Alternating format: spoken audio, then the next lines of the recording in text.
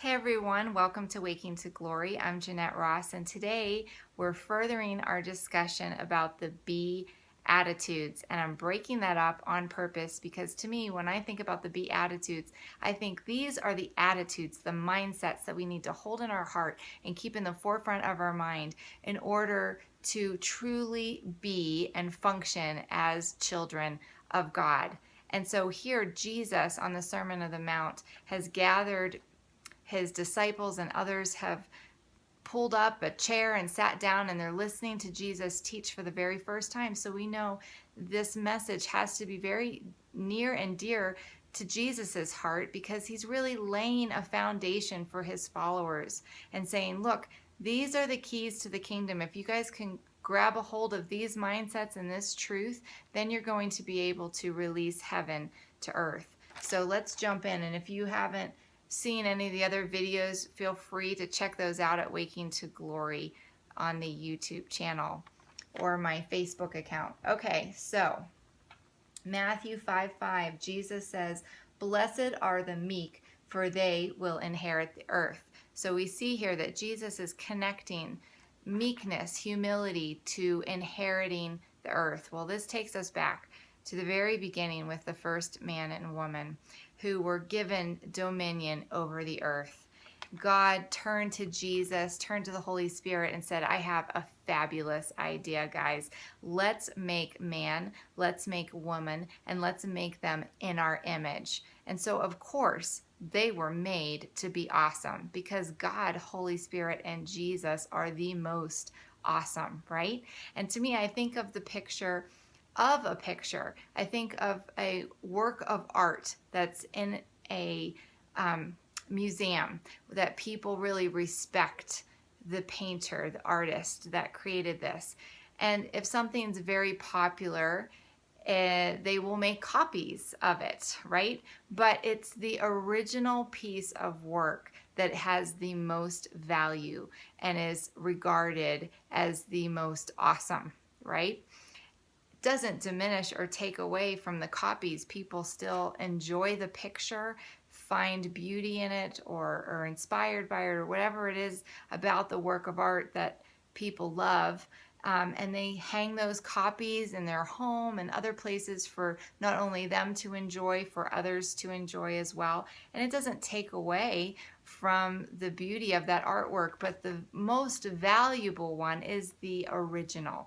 And it's the same way with God. He is the original. He is the most awesome, and we are reflections and copies of God. And so we are awesome too. But the way it was meant to be set up was that we would enjoy our awesomeness while recognizing that God is the most awesome.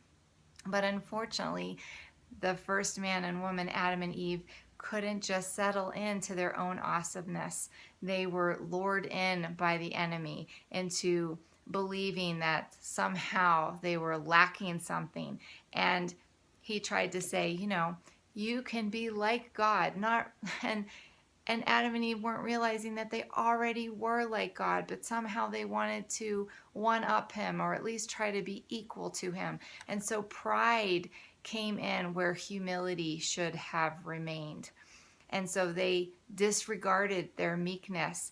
And in so doing, they also gave up what was rightfully theirs. God had appointed Adam and Eve to have dominion over the earth. And when they let the knowledge of good and evil come in, they handed over the title to the earth. They handed over the keys of the kingdom, if you will, for releasing that on the earth over to the enemy. Because listen to what it says in John 12:31. It says that Satan is the ruler of this world. And then in Ephesians 2:2 it says that he is the prince of the power of the air. So he took dominion of the earth. He took dominion over the atmosphere. But Jesus wasn't going to have that for very long. And so he came.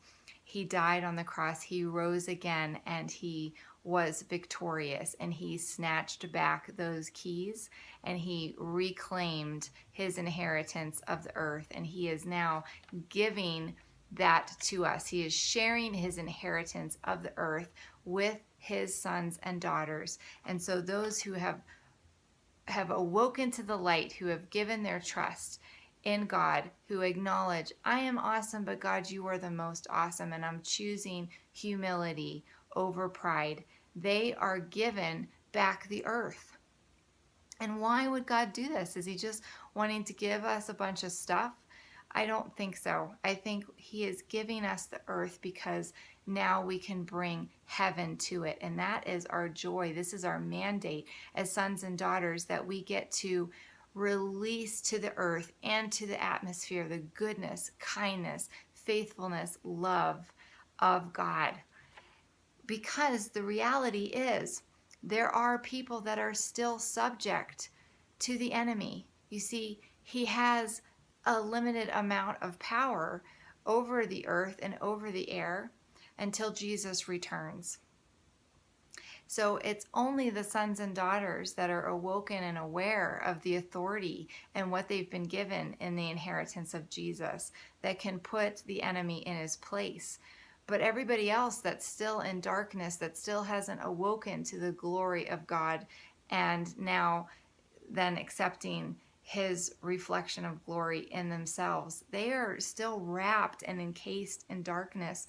And Colossians 1:13, 2 Timothy 2:26, 1 John 5:19, and Ephesians 2:2 are all very clear to tell us that these people are subject to the enemy, and he has them in bondage. He has them in snares, and they are under the power of the evil one. And it's very clear too in 2 Corinthians 4, starting in verse 3, it says, if the good news that we preach is hidden to anyone, it is hidden from the one who is on the road to eternal death.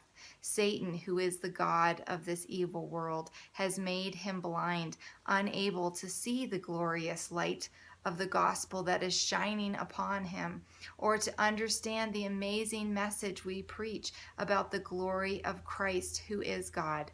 So our joy as awoken bride and knowing the glory of God and how awesome God is and how awesome he's made us, what we get to do is set those captives free.